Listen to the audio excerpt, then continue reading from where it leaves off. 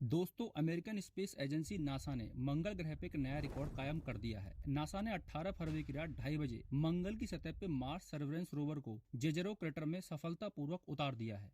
NASA ने landing से पहले ही कह दिया था कि अब तक की ये सबसे सटीक लैंडिंग होगी, और ये बात सच भी साबित हुई है। 1970 के दशक के बाद से अमेरिकन अंतरिक्ष एजेंसी का यह 9वां मंगल अभियान है। इसे 30 जुलाई 2020 को अमेरिका के केप कैनवरल एयरफोर्स स्टेशन से लॉन्च किया गया था। परसिवरेंस रोवर ने धरती से टेक ऑफ करने के 7 महीने बाद मार्स की सतह पे लैंड किया है। मार्स पे सबसे ज्यादा रोवर्स भेजने वाला अमेरिका अकेला देश है। नासा के पहले मार्स मिशन ने एविडेंस के साथ ये प्रूव कर दिया था कि मार्स पे पहले कभी पानी बहता था और ये किसी कारण से एक रेगिस्तान में बदल गया। नासा ने इसे इस तरह से डिजाइन किया है कि ये अगले 10 साल तक काम करता रहे। परसिवरेंस पहला रोवर होगा जो मार्स के सैंपल्स को अपने सैंपल कैसिंग सिस्टम में स्टोर करेगा, ताकि भविष्य में इन सैंपल्स को पृथ्वी पे लाया जा सके। इसमें एक एडवांस ड्रिलिंग मशीन भी लगाई गई है जो सख्त से सख्त पत्थर और लोहे में चुटकियों में ड्रिल कर देगी। एक और मजेदार बात यह है कि एक ड्रिल की लाइफ पूरे होते ही रोवर अपने आप नई ड्रिल सेट कर देगा। इसमें लगे 23 कैमरे हर स्टेप का फोटो लगातार लेते रहेंगे। ड्रिलिंग से निकली चट्टान या मिट्टी के नमूनों को कलेक्ट करके ये ट्यूब में डाल देगा। इसके बाद ये सैंपल से भरी ट्यूब को अपने अंदर बने सेंट्रल स्टोरेज में सेफली स्टोर कर लेगा। ऐसा करने के बाद ये अपने सफर पे आगे निकल जाएगा और इसी काम को लगातार करता रहेगा और मार्स के मिशन के हिसाब से हर अहम जगह के सैंपल इकट्ठा कर लेगा।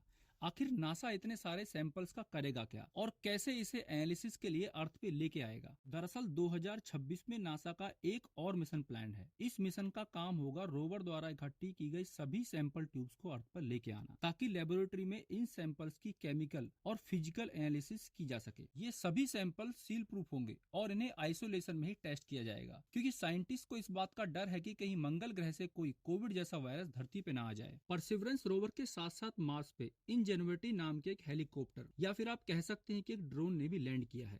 जिन ऊंची चट्टानों या फिर फिसलन भरी जगहों पे परसिवरेंस नहीं पहुंच सकेगा, वहां इंजेन्युइटी अपना कमाल कर दिखाएगा। इसकी मदद से वैज्ञानिक काफी ऊंचाई से भी मंगल की चट्टानी जगहों का निरीक्षण कर सकते हैं। इसके अलावा अगर रोवर अपने सफर में मिट्टी में फंसता है तो इंजेन्युइटी परसिवरेंस को वहां से निकालने में भी मदद करेगा। जब ये रोवर मंगल पे लैंड करने वाला था तो नासा की टीम की घबराहट बढ़ गई थी, क्योंकि रोवर को एक बड़े इम्तिहान से गुजरना था।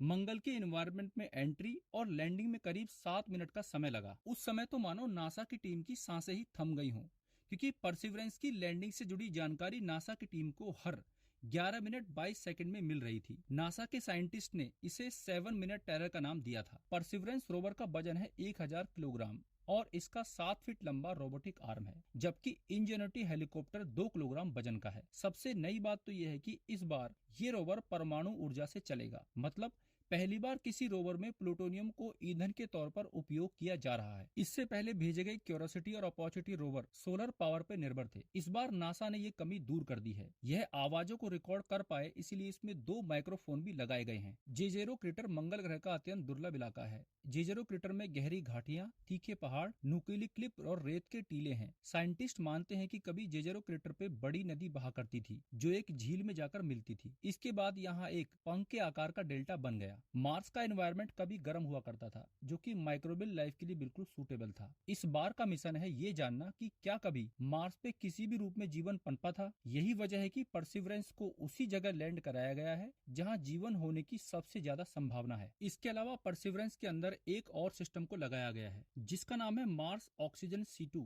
Resource utilisation experiment MOXIE. ये इंस्ट्रूमेंट मार्स पे मौजूद कार्बन डाइऑक्साइड से ऑक्सीजन बनाने के एक्सपेरिमेंट को टेस्ट करेगा। अगर ये सफल रहा तो भविष्य में मार्स पे एस्ट्रोनॉट्स के लिए ऑक्सीजन तैयार कर ली जाएगी और वो जब तक चाहे मार्स पर रुक सकेंगे। इसके अलावा इस तरीके से बनाई गई ऑक्सीजन के भंडार को रॉकेट में ईंधन के रूप में भी इस्तेमाल किया जा सकेगा। हो सकता है कि इस बार मार्स पे साइंटिस्ट को जीवन के संकेत मिल जाएं, क्योंकि जहाँ पानी की संभावना है वहाँ जीवन की संभावना भी होती है। रोवर में लगा मार्स एनवायरमेंटल डायनेमिक्स एनालाइजर यह बताएगा कि मंगल ग्रह पर इंसानों के रहने लायक स्थिति है या नहीं। इससे तापमान, वायुदाब, धूल और रेडिएशन आदि का अध्ययन किया जाएगा। भविष्य में यही डाटा तय करेगा कि मंगल ग्रह इंसानों को भेजने के लायक है या नहीं। मार्स परसिवरेंस ने जैसे ही मंगल की सतह पर लैंड किया, उसने सबसे पहले ये तस्वीर भेजी थी। दोस्तों, मंगल पे भेजे जाने वाले हेलीकॉप्टर और रोवर के नामकरण के लिए नासा ने नेम द रोवर नाम की एक प्रतियोगिता आयोजित की थी, जिसमें 28,000 प्रतियोगी शामिल हुए थे। मार्स पे जाने वाले हेलीकॉप्टर का नामकरण करने वाली हैं भारतीय मूल की वानिजा रूपानी,